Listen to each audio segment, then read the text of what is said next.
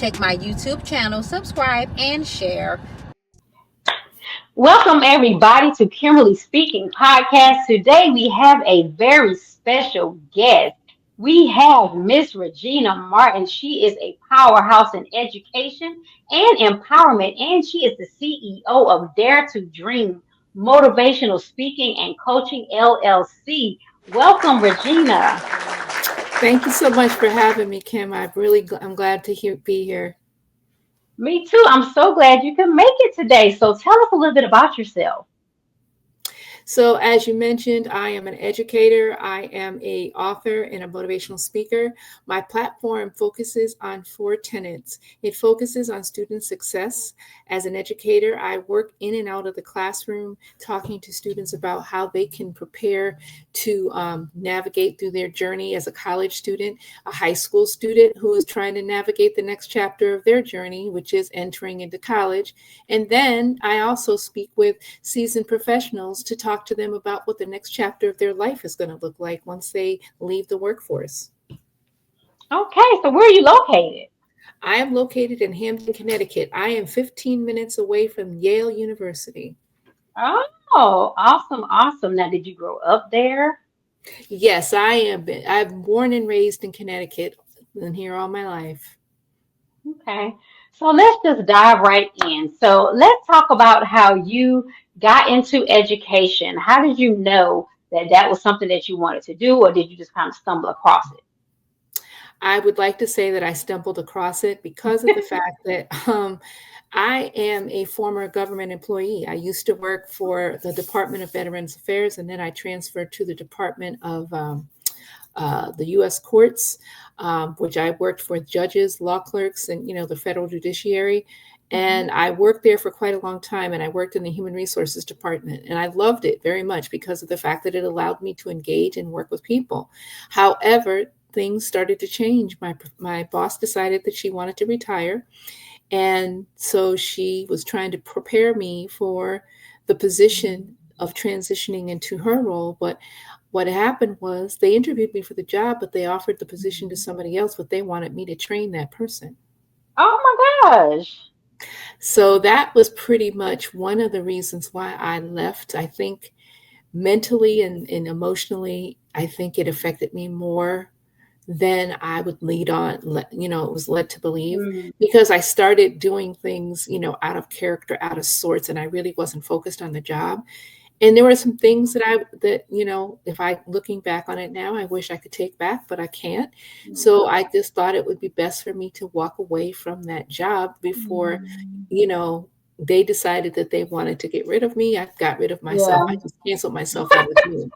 So what happened was during that time, my daughter, who is now 28 years old, was in a college readiness program called Higher Heights Youth Empowerment Program, who the founder, Dr. Shaka Felder McIntyre, gave me an opportunity to work with that organization. And she Mm-hmm. actually was instrumental in encouraging me to go back to school and get my master's, because she saw something in me that I didn't realize that I had. Because it's one of those things where you leave one employer that you've been with Yeah. for such a long time, and you just Mhm. like you feel like your skill set is back at that former job. Yeah.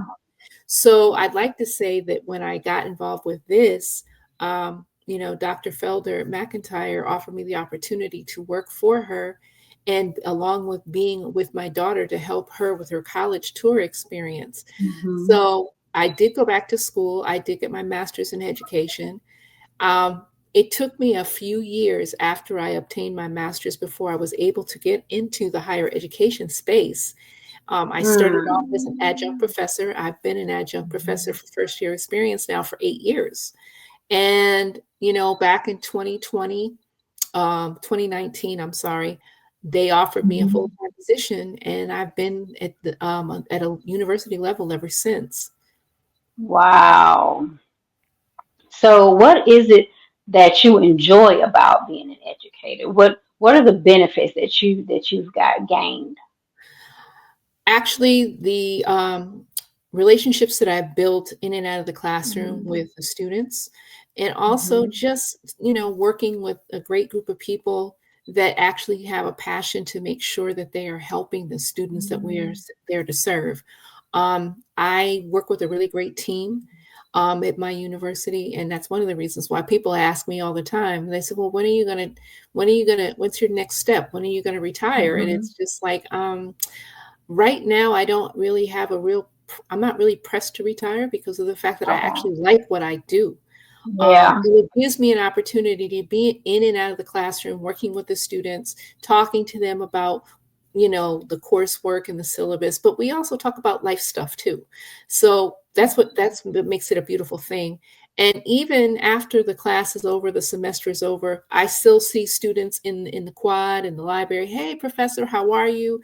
There are people who have actually recommended their friends to take my class because they had such a good experience with it. And it's really good to know that, that I'm making a Yeah. difference and having an Yeah. impact. Absolutely. Absolutely. It's I wouldn't say all careers, but I have noticed that in some professions, it seems that the ones that make the biggest impact don't get paid what they're worth. Like a lot of I'm not, I'm sure university level is, a little higher, but like our teachers, like, oh my gosh, they put up with they have a tremendous responsibility and a tremendous job. And I just really think they need to be paid more. I really do. I agree with you. And you know why? Because like I said, COVID-19 did not do us any favors in the Mm, education space. yeah.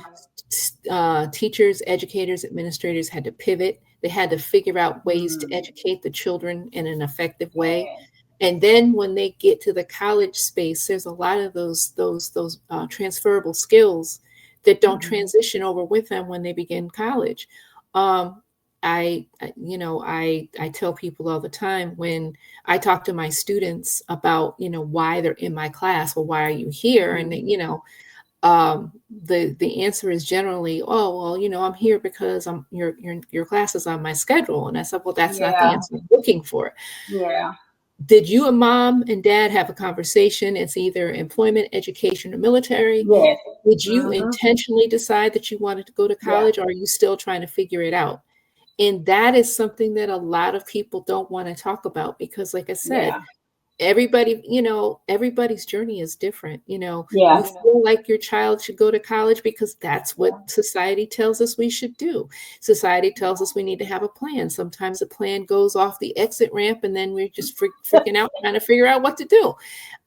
So for me, I'd like to say that being an educator is the second chapter of my life because of the fact Mm. that one of the things that I have told my children, I have three Mhm. children. I have a 28-year-old, a 26-year-old, and a 24-year-old. One of the things Wow. that I've told my 24 and my 28-year-old, do something that you are passionate about. Do Mhm. not get a job just to say that you have a job, because Yeah. what you misunderstand that every time you punch that clock, every time you sit at that cubicle, every time you sit at that desk, you are building their legacy and not your own. And that is something that a lot of people, we check the boxes. We check the Yeah. boxes. We go to school, we get an education, we get a job, we get a job with Mhm. benefits. But then when we get to the end of the road, it's just like Mm. they don't even give you a gold watch anymore. They just give you atta girl, atta boy, have a A little go cardboard what? box waiting on your desk and have a cake maybe and shake your hand and send you on your happy way. So that is why the Dare to Dream platform is so important to me, because Yeah. that is a journey that I'm very familiar with Mm. because I'm 62. So I'll be Mm. 63 in July. So a lot of people are Wow. feeling like, "Oh my God, you've got a few more years and you can retire." I said, "Retire to what?" Yeah, honestly, thinking Yeah. about it, it's like, what does that look like? I mean, I watched Mm. my parents work at a factory for so many years. Yeah. My mom retired because she had to care for my grandmother. My father Mm. retired because he had to care for my mom. My mother Mhm. succumbed to cancer in 2015, and 5 years later, Oh my man. father succumbed to blood cancer. So I watched that journey, you work hard, you build a home, and then it's just like, Mhm. ta-da, Yeah. what's next, Yeah. Wasn't it? And I am determined for that to not be the period at the end of my Yeah. sentence. Absolutely. Speaking of that, that's how we met at the Let Tour Shine Fair. Shout out to Yes. them. It was an awesome, awesome experience. So, okay, let me know, how did Dare to Dream come about and what led you to speaking? So what happened was, I'll address the latter question first. Okay. I was working with a young woman, Mhm. and she has a platform based out of Charlotte, North Carolina, um, next level speaking. And Okay. she would ask me to speak on her platform every now and again, and I would just, come up with these topics and stuff like that. And she's like, Gina, you're really good at this. So, I said, okay, I just went with it. So she connected me with a speaking coach and author. Her Okay. name is Angela Brand. She's based out of North Carolina as well. So I went through her motivational speaking platform, and in 2019, 2020, Mhm. somewhere around there, everything kind of blurs together. Okay. I became a certified motivational speaker under her platform, Oh, and that awesome. is where my speaking journey began. Mhm. And then 1 year after that, I became my first time author with a collaboration book that I wrote with her and 11 other people. So Okay. it's everything is just kind of like meld together full circle. Yeah. And then Dare to Dream came about because of the fact that people have forgotten how to dream. Mm. Everybody has become very sedentary, very settled, very complacent. And one of the things that, a long time ago when I was working for the government, my husband said something to me that really kind of stuck with me. And he said, you can't get too complacent and settled in a job because, you know, Mm. as many people say, you can be replaced at a moment's notice. Yeah. Nobody values people anymore. They just feel like, Yeah. okay, if I can get somebody that I can pay half your salary to, they could Yeah. do just as much work as you do, then we'll Yeah. find another place for you to kind of put you out the pasture, so to speak. Mm. Oh my gosh. So you mentioned the book that you co-wrote, the Fire Girl Code Yeah, the of 12 laws of Conduct. living your life on fire. Okay. So Each of us were assigned a chapter, and the okay. chapter that I was assigned was "Thou shalt control your destiny," and Mm. Oh. that is was based off of the thou principles. So Mm-hmm. the reason why I selected that topic is because we have forgot to be our unapologetic self. I like to say Mm. that, like for this evening, get Yeah. together. We have this podcast. We got to make sure that aesthetically our makeup is correct, our hair is correct, Yeah. making sure that everything Yeah. flows right for the camera so we have that Yeah. glow look. But on the Yeah. inside, we all have a mask that we constantly are taking off day Mm. after day. No one knows what's going on behind the Yeah. face. Nobody knows what's Mhm. going on behind the conversation. And Mm. as I said, with Daring to Dream, I had to really dig deep because this, they always say that the message comes to the messenger first. So for Mhm. me, I had to really dig deep and think about what it looked like for me, because I am the person that you see here was not the same person that people met Mm. 25, 30 years ago. Yeah. My self-esteem was very low. I did not have Mm. a lot of confidence in myself. I thought that I was not good enough. Mm. I did not think that I was smart enough. I thought that Mm. other people in the room were smarter than me, prettier than Mm. me. And this started back when I was in high school. Mm.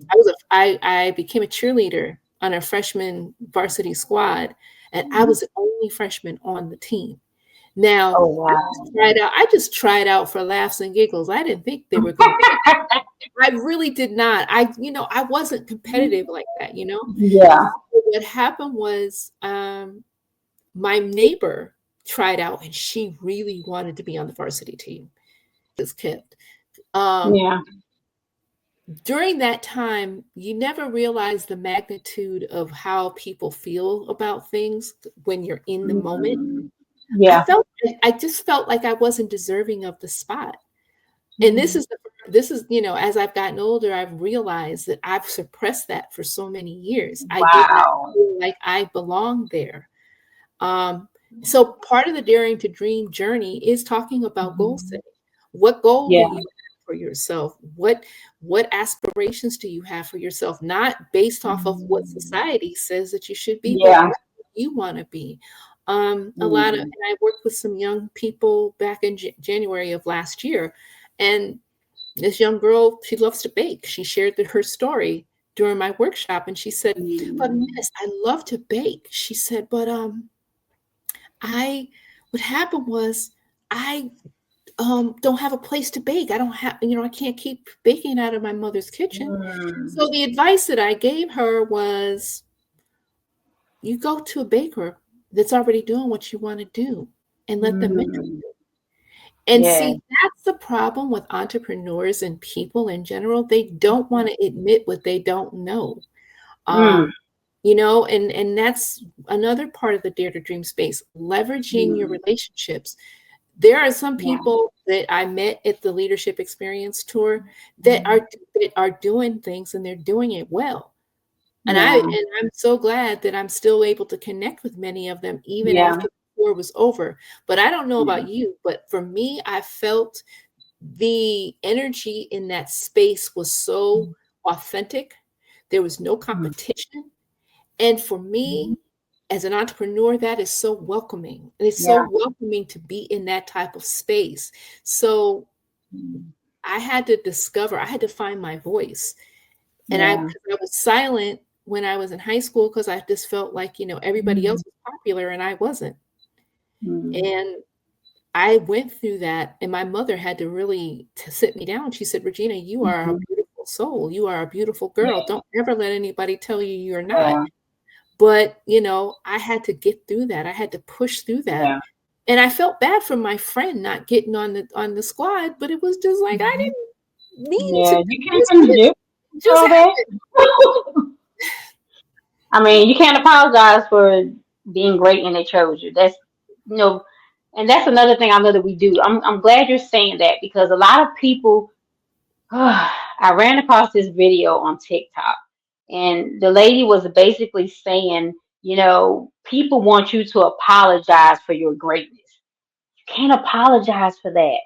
Whatever And you you're said, great in, you're great in. That's what God gifted you in. He made you great in that area.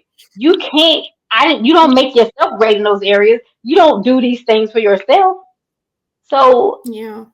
why would you apologize? Why don't you can't. You shouldn't. I think for me, and I think that there's a lot of people who can relate to this, you don't necessarily want to be the biggest person in the room, but sometimes because of how good you are in something, it Mm, kind of shines a light on stuff. And again, it was not done maliciously. I wasn't trying yeah. to outshine anybody. It Yeah. just I happened mean, that way. But it goes back to purpose. mm, God's purpose is a beautiful thing because when it comes to being an entrepreneur, it's not always about making the money or making the bag, as these kids like to say. It's about being able to have an impact and to have a purpose. And I think that when I discovered my purpose, um, mm, it was and I'm very prayerful about it even now. It's like, God, please yeah. allow me to use this platform to to Yeah. to serve as a purpose for you. Yeah. Because for me, it's like, yeah, the money is great, but Yeah. if you're not impacting anyone, then Yeah. it's just like insignificant. So Yeah. Yeah. And that's one of the reasons why, um, for some reason, it seems as if my past speeches have been on trauma recovery because so many people are dealing with trauma, they don't even realize it. And I didn't realize it until I wrote my book, and I'm like, that wasn't even supposed to be what the book was about. But it's just like God just like flipped the whole thing, and I was like, okay, this is something totally different, but that's what He did with it, so I went with it, And just even opening up, and some of the things that I wrote about, I never told anybody. Never Ah, talked about you have one of those closets too, huh? it. And And I'm just you like, know what? I have to say though, you're right, because the story that I told you about the whole cheerleading thing, mm-hmm. I had suppressed that for so many years. I hadn't thought about it, but I was asked to talk about a defining moment in Wow. my life, and Wow. all of that memory just kind of Mm-hmm. resurfaced, and it made me realize how far I've come. It's like, you Mm. know, one of my friends joked around with me when I turned 50. She said, listen, when you turn 50, you're going to get to the point where you just don't care. You're just going to live your life. You're going to be your authentic self. And she said, and once you turn 60, it's a wrap. So I'd like to say that they are absolutely right. You agree? When I turned 50, I just, people are like, oh girl, your hair is graying a little bit. So So, exactly. that's what it's supposed to do. Um, you know, do I have, my midsection needs some work? Sure. Girl, Trying to wear those waist trainers and stuff like that. I can't get behind that. My body is saying, girl, just let it go. Let it go. So, listen. and I say that to say, even in the entrepreneurial space, there's Yeah. just certain things that you have to let go and release, Yeah. because you cannot pour into an empty cup. You cannot pour into people if you are holding on to something that has paralyzed you in your past, from your past. And then you're going to talk to somebody about how they can fix their problem when you haven't even fixed your own. So, Listen. yeah. You are talking about my book. I'm like, listen, I had to like really in writing it, it was healing because like I said, I never discussed a lot of stuff. And just like putting it down on paper, it was tough. Mhm. Just to know people are gonna read this and they're gonna judge you. You're being vulnerable. Like, but you can't care about that because you can't help anyone. You have to be transparent. You have to be vulnerable. If you're not being those things, then you're never gonna help anybody. And I'm like, okay, my prayer was, God, this is a lot for me to put out, but I want to help others who may be holding in this, different, the same type of trauma or any other type of trauma because for so long I was just afraid to do so many things. I wouldn't say that I was insecure, but I didn't want to be like you said, I didn't want the light to shine on me to make other people feel bad. So I would like dim myself, my authentic self, to make them feel. I'm like, no, I'm not doing that no more. I am who I am. God made me. Deal with it or not. Take it up with Him. I'm sorry. There's nothing I can do about that. And I had to Absolutely. get to that point because I'm like, no, that's like, why would I suppress or dim what God has done? That's do I didn't think He was pleased with that. You see what I'm saying? So that's not why he did that. He did that for a purpose, meaning that I had something that I needed to do, something that he needed for me to give in order for other people to receive to get free. And I'm like, you can't do that holding not being yourself and being afraid to be great or be good at what you're good at or to get recognition or even I used to have problems receiving comments. Like I had to really work on that because I'm like, it just made me feel so uncomfortable. And I'm like, girl, no. Mhm, mhm, Uh, mhm. the prisons we put ourselves in. I like to say that there are things that take residence up in our mind that don't Mm, belong there. mm, There are emotions, there are circumstances, there are memories that are taking residence up in our mind that aren't allowing us to propel forward yeah. to fulfill our dream, to fulfill what Mm, it is that purpose is, because somebody's yeah. waiting to hear from you. Yeah. And if you suppress all that stuff, if you can't be authentic and say, you know what, messed up, Yeah. made mistakes, Yeah. was very vulnerable. didn't Yeah. always feel good about myself, Yeah. and I'm sure that in your platform, you probably have the conversation about therapy. But the Yeah. people treat therapy like it's a bad word. And, and I'm a person of faith, and I always Mhm. say, God gives us the spirit of common sense. Come God will on, place wisdom. people, God will place people in our path to help us to get where we need to go. But Thank you. and that's not to say that prayer doesn't change things, because it Yeah, does.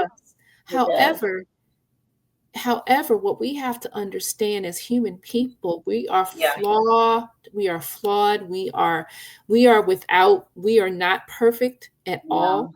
And for No. me, like I said, I tell people, and that's actually one of the workshops that I'm working on right now. Mhm. Therapy is not a bad word, because it's Not. not. And as entrepreneurs, we need to be able to, relax and release and reset. Because if we don't, how are Yeah. we going to go in front of a stage of people and talk about, oh, life is good, life is great? No, it's not. I got to tell Well, you, life is life. life be life. And, Listen, I got a few things to share with you. Before I got here, girl, tell me. like I said, sometimes you just have to press forward sometimes, You do. because there may be somebody that is listening or somebody that is watching that's like, I really felt that. And that's the type Mhm. of impact I want to have Yeah. on my audience. I want them to Yeah. be able to feel I can dare to dream. I don't have to Yeah. be satisfied with Yeah. the ordinary and the mediocre. I can actually go out here and pursue my dream, Yeah. pursue something that I'm passionate about. And, being an educator, I see students walk across that stage and get a degree, and they're happy and excited. And then they come, well, Miss, I'm going to go and get a job here. When I went to business school, I had a big plan. I was going to be an executive secretary with a corner office. I had it all figured out. Yes, ma'am. I was going to be working for a Fortune 500 company. But you know where I ended up? I ended up on the corner, but it was at a bank. I was a teller. I was serving the people that I was supposed to be working for. So for me, I that was a very humbling experience. And then, Mm. like I said, I think life just is funny. And, Yeah. you just, like you talk about trauma, Yeah. there are people who are really going through it. Yeah. So I definitely can Yeah. appreciate that for sure. Yeah. Yeah. And it seems like to me, um, sometimes you don't even realize something that affects you until you're like in a certain season of your life. Like I know for me, when I was a single parent, I didn't realize a lot of things. Mhm. However, when I got married, I'm like, wait a minute, hold up. A lot of stuff, surfaced. And Girl. I'm like, what is, like, oh my God, it's so crazy how certain, seasons of life will bring things out of you. You start, Girl, that's a whole other podcast. You hear me? That's a whole other podcast. I I oh, I have been married to my husband now for 29 years. oh my And God. let me tell you something. Marriage is not for the weary. It is I tell not. people, I tell people all the time, I love my husband, but there are days that I don't Mhm. like him very much. And I'm sure he can say Yeah. the same thing about me. And I stand on that 100%. So for me, it's like Yeah. marriage. And then when you're trying to build something, you have to Mm, make sure you are prayerful about having a partner that's going to support you in spite of. If you don't yes. feel supported, your business is not going to Mhm. propel. If your business Yeah. doesn't propel, then people are not going to buy your books. They're not going to come to your Mhm. workshops. They're not going to tune into your podcast. Yeah. So, like I said, that's a podcast for a whole other day, girl. Yeah, it is. That You yeah. already know. Listen. That yeah. It's See, you can't even speak on it now. You're just like, okay, I'm getting flustered now. Let's get back to center. Let's get back to yeah, center. girl, like you said, that's a whole nother podcast. We're not going to even go over there. But Uh-uh. it's funny what you said, like your plan. So it's like I went back and like read in my high school yearbook. Yeah, I'm gonna be a psychiatrist. I'm da da da. Then I was gonna be a nurse. I was like, yeah, I ain't none of that. None of that. Like it None just of that happened. took on a whole another form of itself. I'm like, I never thought I'd be doing some of the stuff, but like you said, things just kind of fall into place. Mhm, mhm, mhm. Um, okay. So, in how do you feel your transition from education to speaking will be? Do you think that it's going to be hard for you to let go of being an educator and just totally being a speaker? Because I feel like as an educator, you're kind of like a speaker. Um, to be quite honest, I have Mhm. thought about it it pops in my head every now and Yeah. again.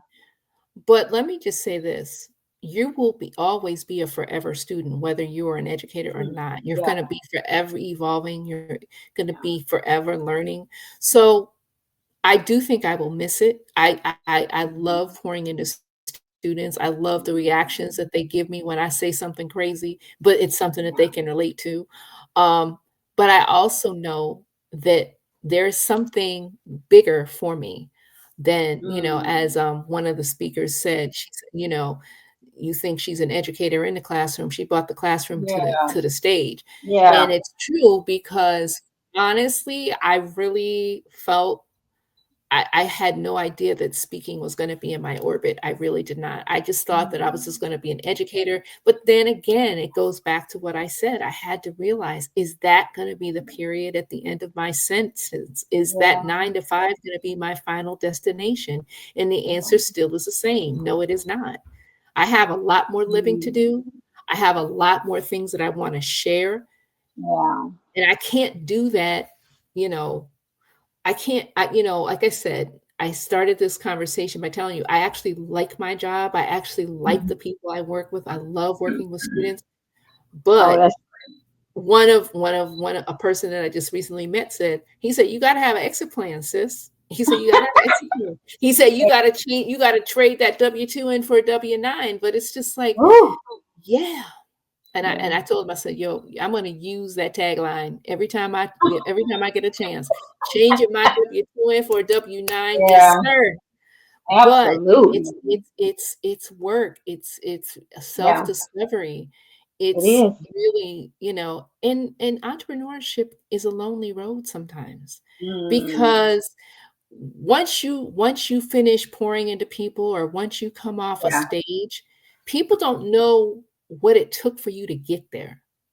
I told people that have seen the video of me on stage at the Leadership Mhm. Experience Tour. I said, "That product that you saw was a product Mhm. of work.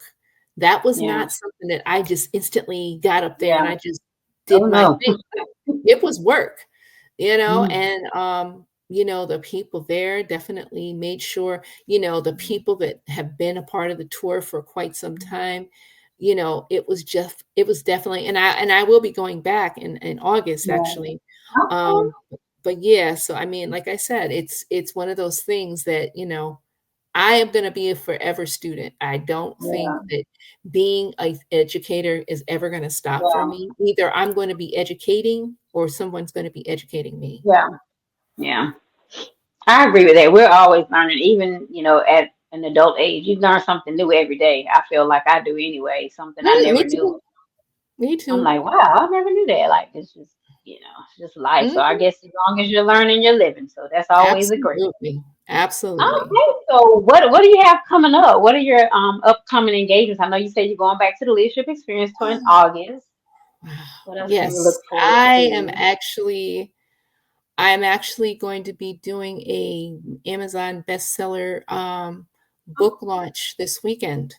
Oh, Um, I'm gonna be awesome. releasing my 2nd book. It is called You Belong Here: Transitioning from High School to Oh, College. It is the beginning of a series. okay. The book is geared toward high school students trying to figure out what things look Mm, like. There's some chapters in there that talk about the roommate experience when you go to college, what to expect. yeah. Um, Talks about I even penned a letter, from to a student, to a parent, letting Okay. them know that when the student gets ready to get dropped off at college, that's the Mm. longest car ride ever for a Whew. parent. It is the longest car ride ever. I remember when my first child went off to college, we dropped her off. I cried like a baby when she left. Oh, And I went in her room, and my therapy was to clean her room. That's what I did. Now, my younger son, when went off to college, I hmm was sad, but I had there was this yeah. bit of acceptance there. Okay.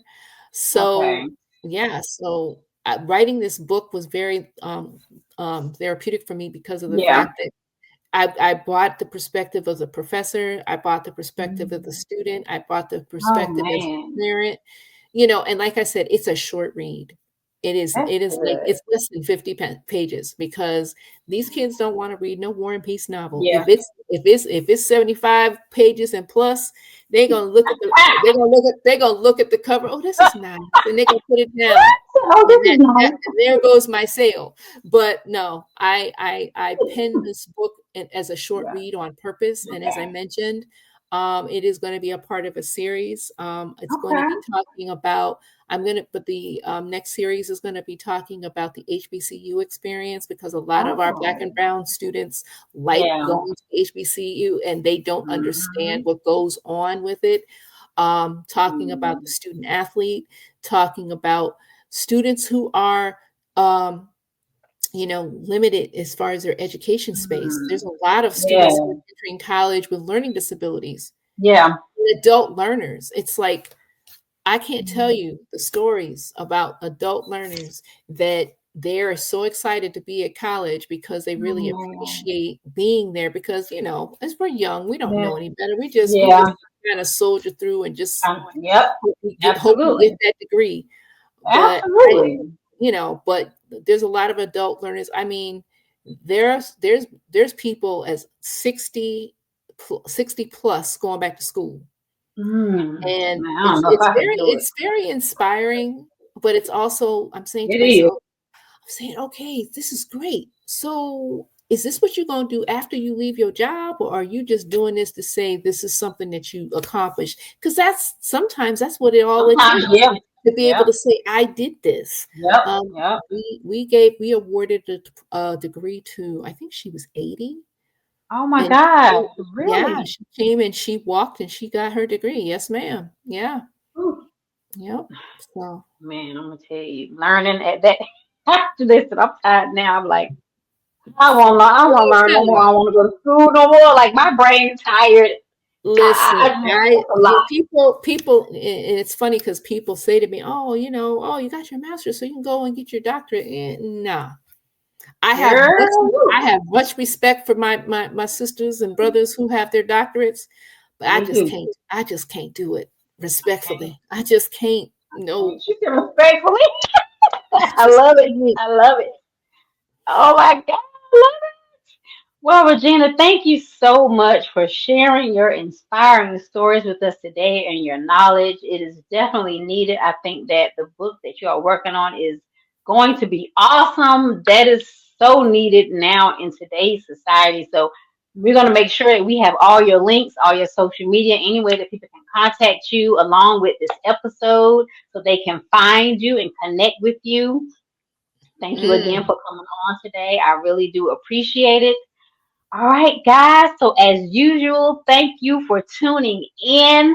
I want to thank everybody. Please remember to go to my YouTube page, Kimberly Speaking 8062. Like, share, comment, and hit that bell for notifications. And also subscribe and get your family members and your friends to subscribe as well. Until we speak again, be blessed.